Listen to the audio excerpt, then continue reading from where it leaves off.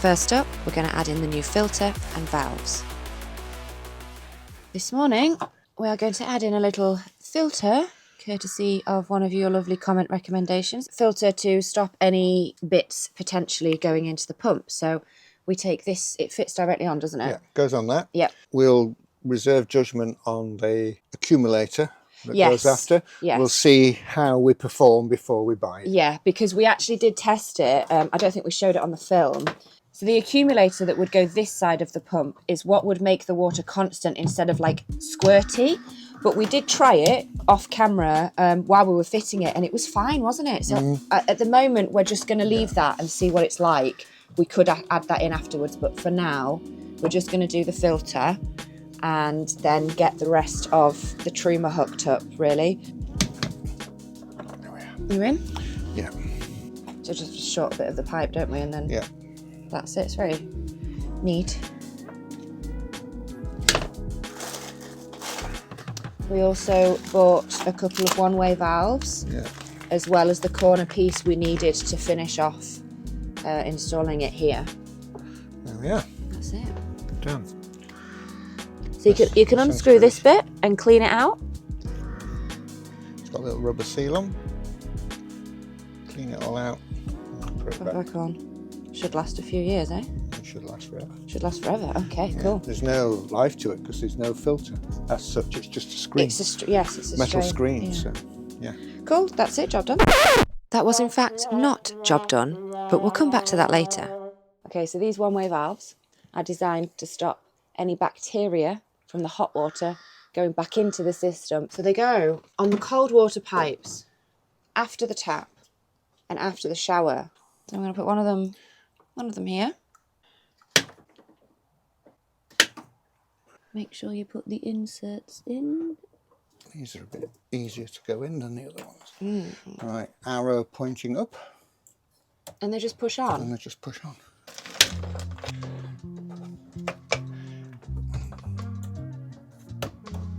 There we are. Probably put it somewhere here so it gets this and this. Oh, okay. Yeah? Yeah. So if we put it somewhere here, then we can put the T-piece in and everything. Yeah. And that will do Yeah. for the tap backwards And the Truma. for the Truma backwards as well. So none of them are going back into the pump. Arrow pointing away from the from the pump. Pressure comes down here to this one-way valve. Yeah. To this T-piece. Yeah. To the cold tap. Yeah. And then from this T-piece, it will fill the Truma cold water supply to push the hot water out the top. So any contamination in here won't go back into there because of that one-way valve. And any contamination from this mixer here, which is more likely because this is the one you'll use the least, can't go back into the cold and can't come back this way either. So so we've got a let me move this out of the way. So we've got a T-piece and a corner piece to go into the white bit, and then we'll attach this. So this little piece I've kept here. Yes, you cut that the other day, didn't you? Which has got one in. That'll fit. That will fit. That's good. Like that.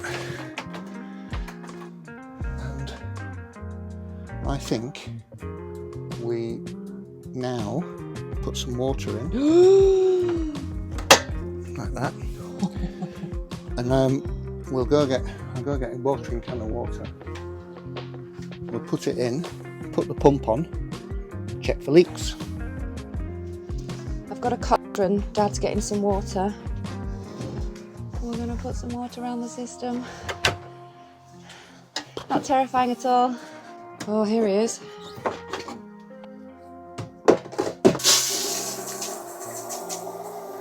Now when you turn it on, obviously the pump now has got to fill all the these, system, including all this, so it'll run for a while. right? Okay. Yeah.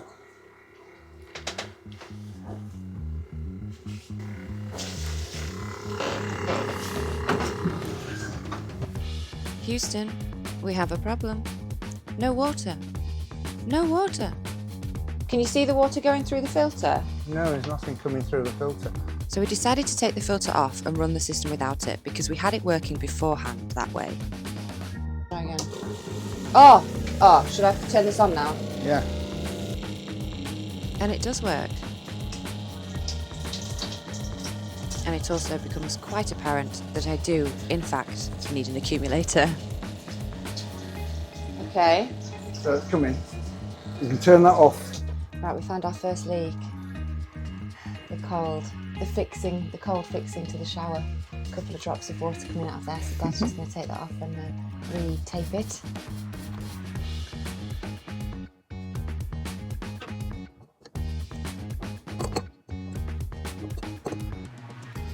Two leaks. Both those pieces. These fittings here, they're 15mm, the pipe is 12mm. We've tried to make it work, it's not quite working, so we're going to see if we can find something Yeah. that works. I've got an idea. Dad has an idea, obviously. Clusters. So the thing that's wrong is that the BSP thread here is too short to seal on this pipe. Yeah. So if I make this fit in here shorter, because it's only plastic, and it'll bring it up, and the rubber seal will seal it. Okay. See how it's doing that? That's with this on that. We put this back on and yeah. So what was the problem? I think it couldn't do it because there was air in all the pipes, but because we primed it, it's now okay. Look at that.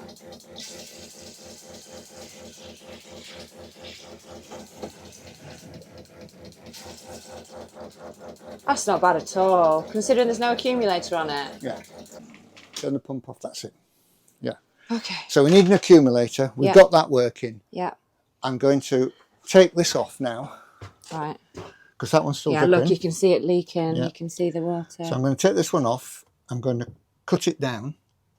Put it back on. You try that first. And if it doesn't leak, we'll do it. Well, we've got nothing to lose. I'll do it on both of them. As a very, very, very backup plan, we're going to try see if we can find one of these that goes from 15mm to 12, because that would be ideal. Because all the other John Guest fittings, we've got no problems with at all, and they are literally just push fit. Whereas these that Dad's made himself are causing a bit of an issue, and they're the only ones that aren't John Guest. Now all the connections are in place, we're going to screw it down to the floor properly and put it in its place where it's going to stay, and then we just need to take it to the gas men to refit that up and give me the gas certificate, and then we're ready to go. Ha-ha!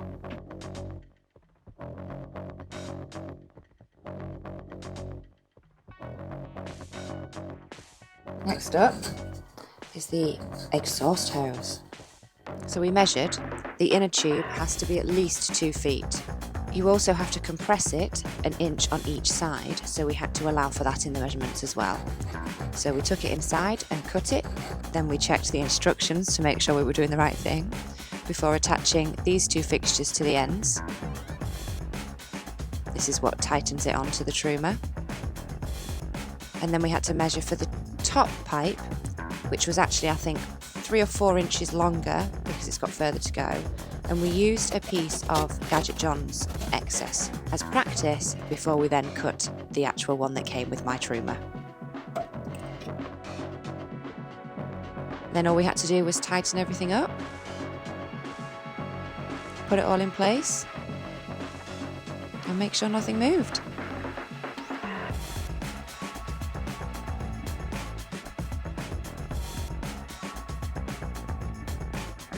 Installed, awaiting for gas connection and certificate. Oh, it's in.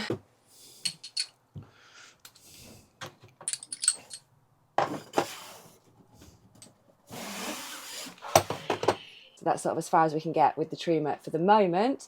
So now what we're going to do is work on adding the toilet in here.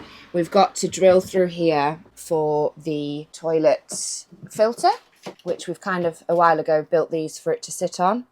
And that's going to go under here. That's what this gap's for. So I can get access, because that'll need changing every 12 months. We will have to create, because there's a dip here, we will have to create some sort of wooden platform for it to stand on and be secured to, so it doesn't move anywhere while I drive. So let's go get the Simploo, shall we? First, we measure the gap, and then these chairs are going to see the end of their days today, because I hack away at them with the jigsaw. We love a bit of upcycling on this channel, as you know, and these chairs have been replaced at my parents', so we're going to use them to make the base, to make the little stand for the toilet. It started with a cross design, which Dad had notched out so they fit together nicely, and then we discovered the feet come off, and that was a game changer. So we exchanged the screws it came with for longer ones, which meant we could put the rubber feet on top of the wooden stand and then use the longer screws to drill through so they all attach together. So we've got the screws going down the feet. We've taken the feet off and put them on top, so they go in. This has been notched out. We've got another piece to go on the back, and then these feet. You've got it there, thank you. Lovely. So that piece will go there to protect it, and then these little feet sit on the ledge at the edge of the shower tray. And that's our homemade support so far. And it's all been made out of teak, as you've seen from these chairs, which means that it will be able to stand being wet all the time, and it will reduce the chance of rotting, etc. 20 years old already. Yeah, they're already 20 years old, these chairs, and they have been sat out in my parents' garden the entire time through the British winter, and they still look like that, so I think we'll be fine.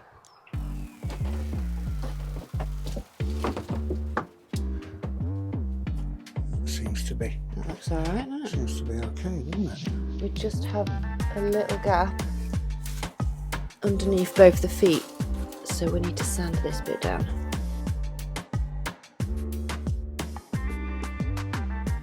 And she's in. She fits. Feet are on the floor. That's level. That's level. She's all nice and neat, and she doesn't rock. So, job done.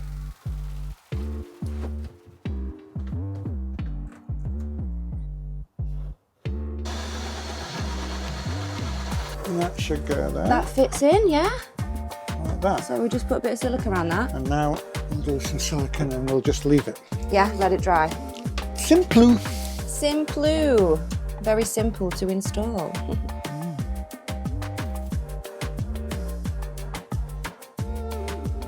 I practiced.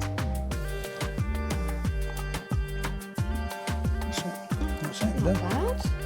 That's it. That'll do. My first attempt.